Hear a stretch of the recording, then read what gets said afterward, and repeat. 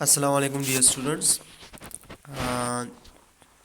आज हम इंशाल्लाह वीक 2 का लेक्चर 3 पढ़ रहे हैं। ठीक है। And the topic we have today is soil formation. Soil बनता कैसे है। ठीक है। So first of all coming to the basic structure of the soil. ठीक है। सॉइल में हमारे पास एक्चुअली होता क्या है। ठीक है। First of all the for engineering purpose being engineer हम सॉइल को कैसे डिफाइन करते हैं। It is the uncemented aggregate of mineral grains and decaying organic matters with liquid and gas in the empty spaces between the soil particles. I think यहाँ पे इस diagram से ज़्यादा क्लियर है ये। ठीक है। यू कैन सी कि यहाँ पे हमारे पास in this diagram we can see कि यहाँ पे बड़े बड़े पार्टिकल्स भी है। ठीक है। और उन पार्टिकल्स के दरमियान छोटे छोटे पार्टिकल्स भी है। ठीक है। और साथ में हमारे पास इसमें एम्प्टी स्पेसेस भी है। ये जो वाइट दिख रहे हैं ये एम्प्टी स्पेसेस हैं। एंड सिमिलरली हमारे पास इन एम्प्टी स्पेसेस के दरमियान हमारे पास कई कई पे वाटर भी मौजूद है इस ब्लू कलर में। ठीक है। सो यू कैन से कि हमारे पास जो सॉइल होता है it actually consist of solid part, water and air. कैसे होता है ये। पहले तो हमारे पास होते हैं बड़े बड़े पार्टिकल्स। ठीक है। और इन पार्टिकल्स के दरमियान में ये स्पेसेस होती है। ठीक है। And this spaces may be filled with air and may be filled with water. तो इसमें वाटर भी हो सकता है, एयर भी हो सकता है। ठीक है। सो यू कैन से कि हमारे पास जो सॉइल होता है this is basically made up of three things: soil part, water part and air part. ठीक है।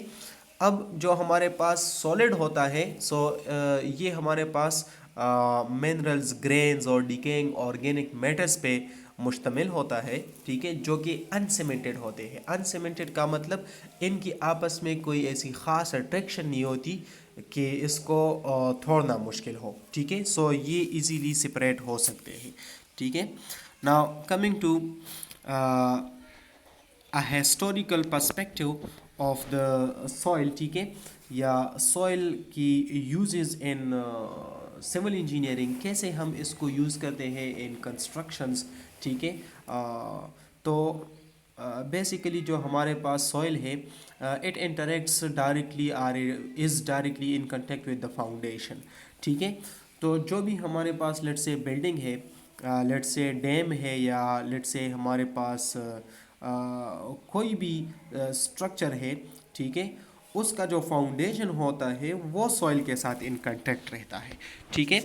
सो यू कैन से कि हमारे पास सॉइल की जितनी ज़्यादा बेयरिंग कैपेसिटी होगी, जितनी उसकी अच्छी सिविल इंजीनियरिंग प्रॉपर्टीज़ होंगी, कौन सी प्रॉपर्टीज़ ये मैं बाद में बताऊंगा, लेकिन जितनी इसकी अच्छी प्रॉपर्टीज़ होगी उतना हमारे पास ये स्ट्रक्चर, ये फाउंडेशन सेफ रहेगा। ठीक है। सो यू कैन से कि हमारे पास इसकी बेसिक जो रोल है to provide a stable strata for the foundation to be laid on. ठीक है। कि एक स्टेबल स्टेटा प्रोवाइड करता है एक स्ट्रक्चर को कि उसका फाउंडेशन इस पे रखा जाए ताकि वो सेफ रहे। ठीक है। इन पिक्चर्स में आपको दिख रहा है कि we have these isolated footings for column. ठीक है।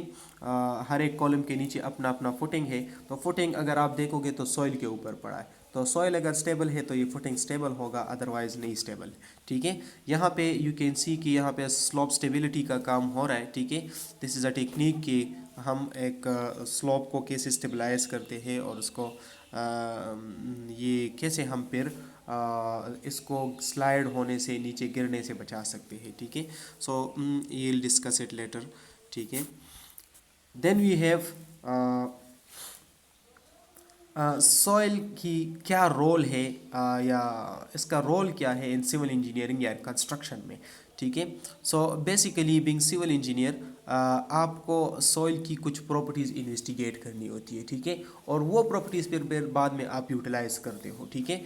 कौन कौन सी properties. Number one, origin of the soil, ये सॉइल आया कहाँ से है। दूसरा, ग्रेन साइज डिस्ट्रीब्यूशन, इसमें कौन कौन से पार्टिकल्स किस किस मकदार में मौजूद है। ठीक है, या यू कैन से कि किस साइज़ के पार्टिकल कितना कितना परसेंटेज है इसमें, ठीक है, जो कि हम सीवी एनालिसिस से फाइंड आउट करेंगे। एबिलिटी टू ड्रेन वाटर, इसमें पानी ड्रेन आउट होने की कितनी कैपेसिटी है, इसमें जो पानी आ जाता है वो कितने आसानी से इसे बाहर निकल सकता है। Compressibility, whether it is compressible और नॉट कंप्रेसिबल, ठीक है। शेयर स्ट्रेंथ इसका, ठीक है, एंड लोड बियरिंग कैपेसिटी, ठीक है। तो ये इसकी प्रॉपर्टीज़ है जो कि हम बीइंग सिविल इंजीनियर इसको पढ़ते हैं, ठीक है। Then we have what is soil mechanics. तो soil mechanics is actually the branch of science that deal with the study of the physical properties of the soil and the behavior of the soil masses subjected to various types of forces. Soil engineering is application of the principle of soil mechanics to practical problems. देखिए जी, soil mechanics हमारे पास actually एक branch है science का, ठीक है, जिसमें हम soil की फिज़िकल प्रॉपर्टीज़ को आइडेंटिफाई करते हैं, फाइंड आउट करते हैं, ठीक है, और इसकी बिहेवियर को देखते हैं against different external applied forces, ठीक है। तो मैं सिंपल आपको बता दूं कि अगर एक बिल्डिंग है, उसका एक हेवी स्ट्रक्चर है, उसका वेट नीचे फाउंडेशन पे ट्रांसफ़र हो रहा है, फाउंडेशन से सॉइल पे आ रहा है, तो सॉइल पे कौन सा फोर्स अब अप्लाई हो रहा है, gravity force are the weight of the super structure, ठीक है।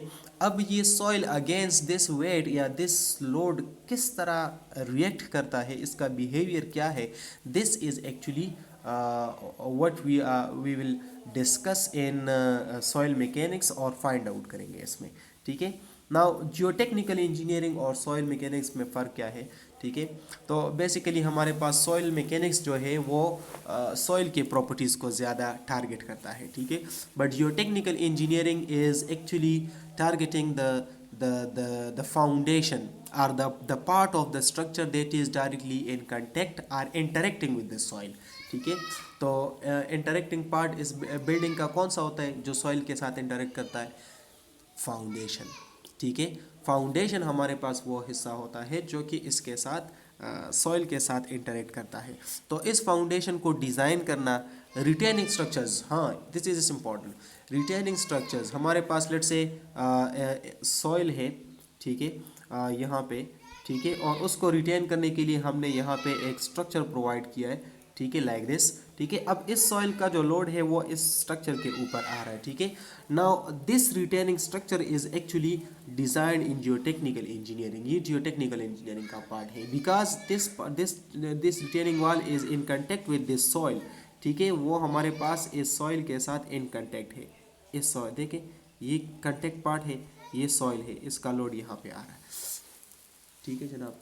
तो अगर हमारे पास ये इसका नीचे की तरफ आप देखें तो ये वाला हिस्सा इसका सॉइल के साथ इन कंटेक्ट है अगेन, सो फिर भी हमारे पास ये क्या हो गया, इसका जो फाउंडेशन है ये वाला हिस्सा, this is also design in geotechnical engineering. तो मतलब फाउंडेशन या जो भी स्ट्रक्चर का जो भी हिस्सा सॉइल के साथ इन कंटेक्ट होगा उसको डिज़ाइन करना, this is actually the scope of geotechnical engineering, ठीक है। अच्छा, now coming to the natural soil deposits, ठीक है। अब देखें नेचुरली हमारे पास सॉइल डिपॉजिट्स बनते कैसे हैं, ठीक है। तो यहाँ पे मैं एक सिंपल चीज़ बता दूँ कि हमारे पास सॉइल डिफरेंट फॉर्म में मौजूद होता है, ठीक है, डिफरेंट फॉर्म्स में होता है, ये सैंड के फॉर्म में भी हो सकता है, ये छोटे छोटे पेबल्स के फॉर्म में भी हो सकता है, ये एग्रीगेट्स के फॉर्म में भी हो सकता है, फिर बड़े बड़े बॉर्डर्स के फॉर्म में होता है, रॉक्स के फॉर्म में होता है, फिर हमारे पास हिल के फॉर्म में भी हो सकता है। तो डिफरेंट हमारे पास इसके फॉर्म्स हैं, ठीक है, और इसकी डिफरेंट डिफरेंट प्रॉपर्टीज़ भी है। लेकिन ये फॉर्म्स बनते कैसे हैं, या एक सॉइल की एक ख़ास प्रॉपर्टी है तो वो किस चीज़ क्यों उसकी वो प्रॉपर्टी बनी है, so it depends upon the origin, किस ओरिजिन से ये सॉइल आया है, ठीक है। अब ये ओरिजिन इसका इस ओरिजिन से ये सॉइल लेके कौन आता है, ठीक है, और ओरिजिन्स होते कौन कौन से हैं ये अभी मैं डिस्कस करूँगा। कौन लेके आता है इस ओरिजिन से इसको, वेदरिंग प्रोसेस, ठीक है। Withering is a process actually जो हमारे पास एक बड़े सॉइल को या बड़े पार्टिकल को, सॉइल के बड़े पार्टिकल को वो तोड़ देता है इन स्मॉलर पार्टिकल्स, ठीक है, इसको हम वेदरिंग कहते हैं। हमारे पास डिफरेंट वजूहात की वजह से ये बड़े पार्टिकल्स टूट जाते हैं इन स्मॉलर पार्टिकल्स, और वो वजूहात कौन से हैं? Number one, water. ठीक है, वाटर की वजह से पानी इन इन बड़े बड़े पत्थरों को, चट्टानों को तोड़ देती है। ठीक है, अगेन टेम्परेचर, टेम्परेचर इसको तोड़ देती है। ठीक है, अगेन आइस, बर्फ़ इसको तोड़ देती है। देन द विंड, विंड इसको तोड़ देती है। प्लांट्स, ठीक है, प्लांट्स इसको तोड़ देती है। कहीं पे चट्टान के अंदर एक छोटा सा क्रैक हो, वहाँ पे प्लांट उग जाता है और वो बड़ा होते होते वो क्रैक को बड़ा करके तोड़ देता है। ठीक है, now we have different types of mechanical processes. जिस तरह मैंने रीजंस बताया, ये रीजंस हमारे पास डिफरेंट हो सकते हैं। ठीक है, एंड बेसिकली जो हमारे पास वेदरिंग के टाइप्स है वो है mechanical weathering and chemical weathering. ठीक है, यहाँ पे मैं आपको इस वीडियो में डिटेल में बता दूंगा कि हमारे पास ये वेदरिंग प्रोसेस होता कैसे है। ठीक है, पहले हम मैकेनिकल वेदरिंग को ज़रा डिस्कस कर लेते हैं, उसके बाद फिर आते। मैकेनिकल वेदरिंग एक्चुअली वो वेदरिंग होता है जिसमें हमारे पास जो basic composition of the rock होता है या सॉइल होता है वो आफ्टर वेदरिंग चेंज नहीं होता। जिस तरह ओरिजिन का होता है, जिस तरह पेरेंट रॉक का होता है, उसी तरह ही हमारे पास जो आफ्टर वेदरिंग जो सॉइल होता है उसकी वही प्रॉपर्टीज़ होती है। ठीक है, अनलेस अनटिल वो दूसरे सॉइल के साथ मिक्स ना हो जाए।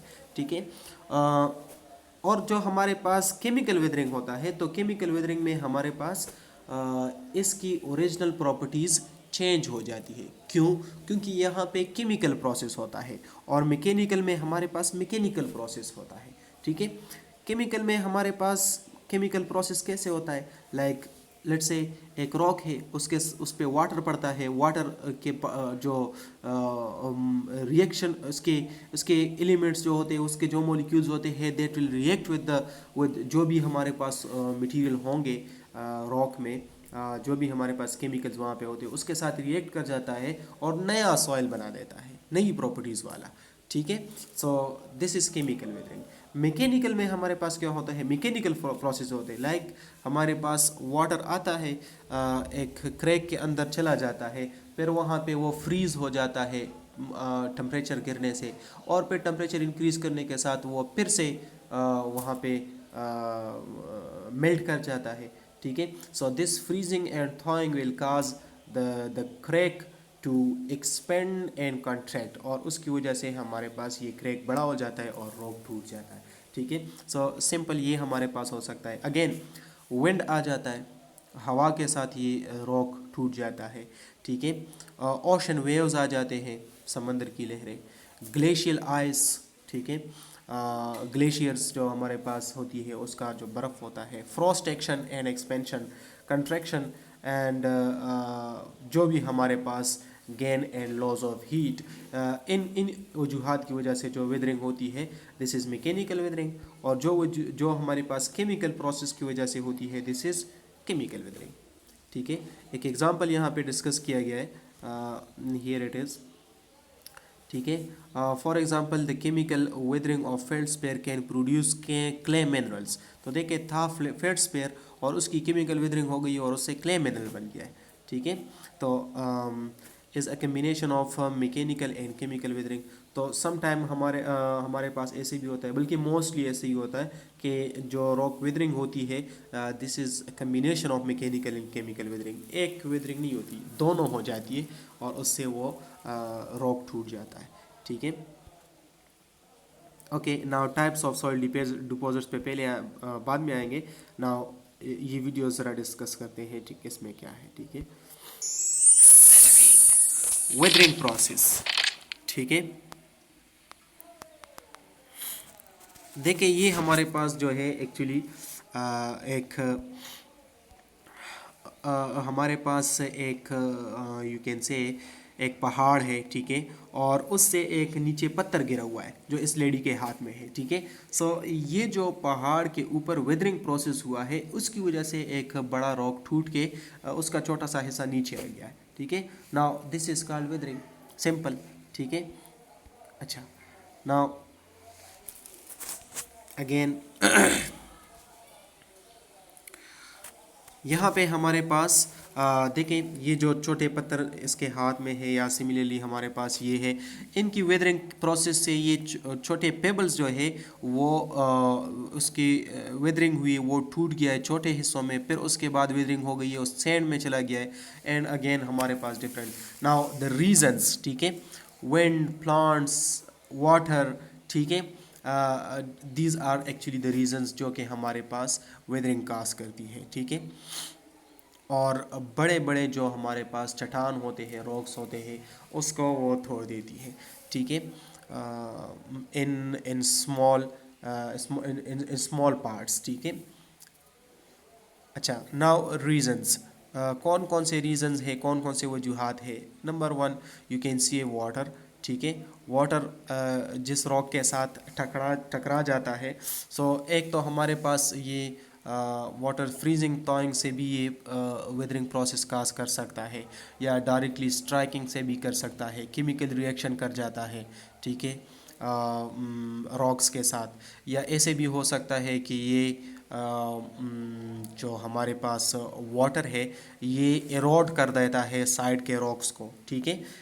तो ये हमारे पास वेदरिंग प्रोसेस है।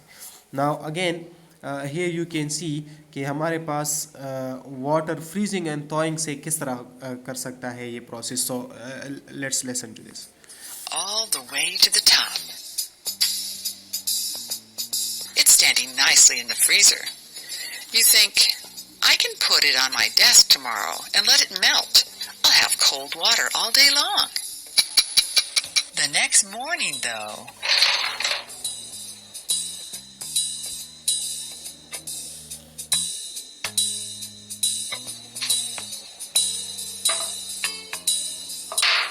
what's happened? The bottle won't stand up. The frozen water has gotten bigger. It has expanded. And now this is that anonymous behaviour of water, ठीक है, कि हमारे पास जब वाटर नॉर्मल मेल्टेड फॉर्म में होता है तो इसकी अपनी एक वॉल्यूम होती है, ठीक है, लेकिन जब आप इसको इसकी टेम्परेचर लो कर देते हो, ठीक है, डिक्रीज़ कर देते हो और ये फ्रीजिंग टेम्परेचर पे पहुंच जाता है, तो फ्रीजिंग के बाद इसकी वॉल्यूम इंक्रीज़ हो जाती है। So in this bottle you can see कि हमारे पास इसका ये जो बॉटम है ये पहले अंदर की तरफ था जब पानी इसमें डाल दिया है हमने, ठीक है, लेकिन जब ये फ्रीज़र में रखा गया है और उसके बाद ये फ्रीज़ हो चुका है, फ्रीज़ होने के बाद इसका ये जो बॉटम है ये फिर से बाहर की तरफ निकला है। क्यों? क्योंकि जो अंडर वाटर था वो हमारे पास एक्सपेंड कर चुका है, ठीक है, ड्यू टू फ्रीजिंग। तो सिमिलरली अगर ये रॉक्स में किसी क्रैक के अंदर चला जाता है वाटर, ठीक है, सो व्हाट विल हैपन कि जो हमारे पास क्रैक के अंदर पानी है वो टेम्परेचर डिक्रीज़ होने से वो फ्रीज़ हो जाएगा और फ्रीज़ होने से एक्सपेंड हो जाएगा, एक्सपेंड होने से रॉक को तोड़ देगा, ठीक है। So here it is pushed out the bottom of the bottle. It's no longer flat. The freezing action of water can expand the cracks in rocks and break them up. The flowing action of water can weather rock too. It slowly wears the surface of rocks away. This stream bottom has been worn smooth. And when water flows over rocks, it not only causes a physical change, it can cause a change inside the rock to the different materials that make up the rock. तो यहाँ पे ये भी discuss किया गया है that it can cause physical change as well as chemical change. तो chemical change कैसे? Like in this rock you can see कि ये जो इसका हिस्सा है ये क्यों यहाँ से कम्प्लीटली ख़त्म हो चुका है और ये वाला हिस्सा अपने जगह पे मौजूद है, ठीक है। तो वाई इट इज़ सो, यहाँ पे भी तो पानी आ रहा है, यहाँ पे भी पानी आ रहा है, यहाँ पे भी पानी आ रहा है, ठीक है, दोनों जगह पे आ रहा है, लेकिन द डिफरेंस इज़ कि यहाँ पे केमिकल वेदरिंग हो गई है, ठीक है। एंड एट दिस पॉइंट यहाँ पे हमारे पास केमिकल वेदरिंग हो गई है, यहाँ पे जो हमारे पास वाटर आ रहा है वो रिएक्ट कर रहा है, ठीक है, और इसके यहाँ पे जो भी हमारे पास हिस्से हैं उसको वो अपने साथ एक दूसरे फॉर्म में कन्वर्ट कर देता है और फिर पानी के साथ बह जाता है। And similarly this point this is safe against chemical weathering. Chemical weathering इसमें नहीं हो रही क्योंकि पानी इसके साथ रिएक्ट नहीं कर रहा, इसमें कोई ऐसी चीज़ है नहीं जिसके साथ पानी रिएक्ट कर जाए, ठीक है। सो यू कैन से कि ये हमारे पास सिर्फ जो इसमें चेंज आ रही है या वेदरिंग आ रही है, दिस इज़ मैकेनिकल वेदरिंग, ठीक है। दैट्स वाई ये कंपेरेटिवली सेफ है और ये वाला हिस्सा कम्प्लीटली यहाँ से ख़त्म हो चुका है, ठीक है। This is called a chemical change.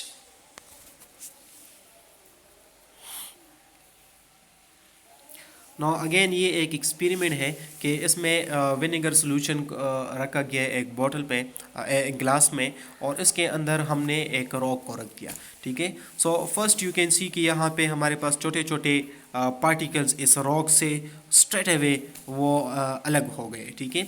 अगर इस रॉक को आप थोड़ा सा और यहाँ पे रखोगे टाइम के लिए, ठीक है, तो व्हाट विल हैपन, जो हमारे पास इसमें से पार्टिकल्स एरोड हो चुके हैं या जो भी हमारे पास इससे पार्टिकल वेदर आउट हो चुके हैं, वो पार्टिकल इसमें डिसॉल्व हो जाते हैं कम्प्लीटली, ठीक है। सो मतलब यू कैन सी कि वाटर हमारे पास रॉक को ना ही सिर्फ इससे पार्टिकल्स तोड़ देता है, बल्कि इन पार्टिकल्स को वो इतना छोटा भी कर सकता है कि वो इसको सैंड में या डिसॉल्वेबल पार्टिकल्स में चेंज कर देता है, ठीक है।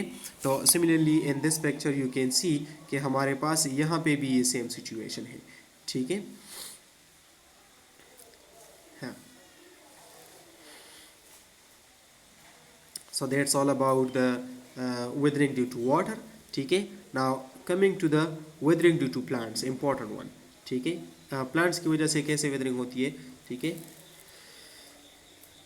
सो दियर यू गो, लेट्स से हमारे पास एक क्रैक है और इस क्रैक के अंदर यहाँ पे यू कैन सी ये एक छोटा सा प्लांट है, ठीक है। तो क्रैक के अंदर छोटा सा प्लांट आ गया, अब प्लांट बड़ा तो होगा, ठीक है, आहिस्ता आहिस्ता से ग्रो होगा, तो इसके रूट्स भी ग्रो होंगे और वो रूट्स ग्रो होते होते यहाँ पे इन क्रैक्स को भी साथ साथ इंक्रीज कर देते हैं, ठीक है। एंड व्हाट विल हैपन, ये रॉक अलग और ये अलग हो जाएगा, मतलब यू कैन से कि एक बड़ा रॉक दो पार्ट्स में डिवाइड हो गया है, ठीक है। So this is the weathering या mechanical weathering due to plants, ठीक है। So here you can see in the animations as well, ठीक है। लाइक हमारे पास एक प्लांट है और वो एक क्रैक के अंदर आ जाते हैं और वो क्रैक को एक्सपेंड कर देता है, ठीक है। नाउ विंड, ठीक है, विंड के क्या इफ़ेक्ट्स होंगे। सो अगेन सेम जिस तरह हमारे पास वाटर की वेदरिंग इफेक्ट्स है, सिमिलरली यहाँ पे ये रॉक्स आप देख सकते हो, ठीक है। ड्यू टू विंड यहाँ पे जो हमारे पास एरोडेबल पार्टिकल्स थे वो इससे एरोड हो चुके हैं और विंड के साथ वो ऊपर जा चुके हैं, ठीक है, हवा में, ठीक है। So similarly this is that sand gun and what happens to the wood, ठीक है, जब हमारे पास हवा या यहाँ पे स्ट्राइक करती है, ठीक है। तो सिमिलरली अगर वुड के साथ ये सिचुएशन होगी तो रॉक्स के साथ भी होगी, डिफरेंट सी बात है। Now temperature, freezing and थॉइंग already मैंने बता दिया है, ठीक है। So here you can see कि हमारे पास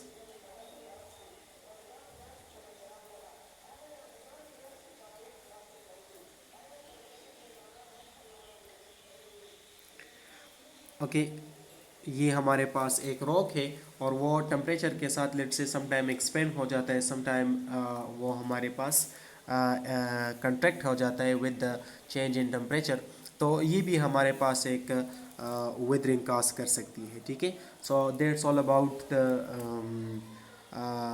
you can say the weathering process, ठीक है। और ये जो एनिमेशन है ये आप डिटेल में अपनी PDF फाइल में भी देख सकते हो, ठीक है।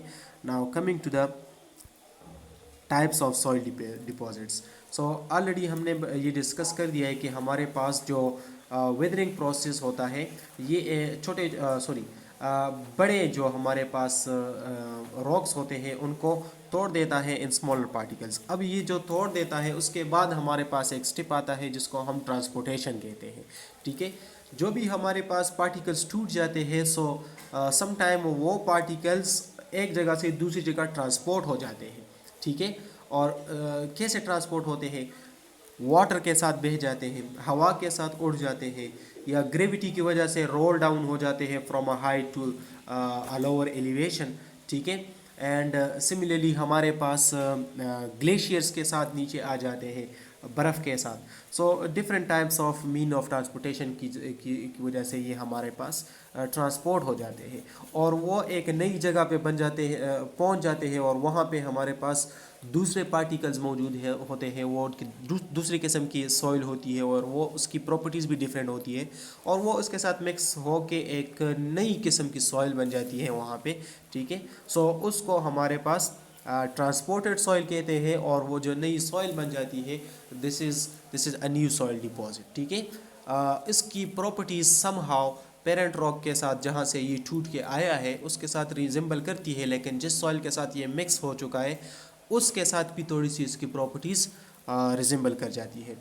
Now we have two types of soil, transported and residual. तो वो सॉइल जो ट्रांसपोर्ट कर जाती है this is transported soil after weathering, और जो सॉइल हमारे पास आफ्टर वेदरिंग अपनी पोजीशन पे रह जाती है, ट्रांसपोर्ट नहीं होती, ठीक है, तो उस सॉइल को हम क्या कहते हैं, रेजिडुअल सॉइल। अब ट्रांसपोर्टेड सॉइल्स में हमारे पास 5 टाइप्स ऑफ सॉइल है, ठीक है। नंबर 1 ग्रेविटी ट्रांसपोर्टेड सॉइल, जो ग्रेविटी की वजह से आ जाए। लेकेस्ट्राइन, एलुवियल, जो लेकेस्ट्राइन मतलब जो लेक्स में डिपॉजिट हो जाती है, एलुवियल मतलब जो पानी के साथ बह के आ जाती है, like in this picture you can सी ये सॉइल हमारे पास एलुवियल है। एंड ग्लेशियल जो ग्लेशियर्स के साथ नीचे की तरफ बर्फ़ के साथ आ जाती है। एंड एवेलाइन जो हवा के साथ ट्रांसपोर्ट होके आ जाती है, ठीक है। So then we have we will have a different soil deposit, ठीक है, ट्रांसपोर्टेड सॉइल उसको हम कहेंगे, ठीक है। एंड अगेन हमारे पास एक और भी है जिसको हम ऑर्गेनिक सॉइल कहते हैं, ठीक है, जो कि हमारे पास ऑर्गेनिक मटेरियल से बनती है, जैसे कि प्लांट्स से, ठीक है, एनिमल से, ठीक है, एनिमल की रिमेन से। तो उससे जो हमारे पास सॉइल बन जाती है वो हमारे पास ऑर्गेनिक सॉइल होती है। इसको हम डिटेल में आगे नेक्स्ट लेक्चर में भी डिस्कस करेंगे। सो that's all about this tutorial. Thank you very much.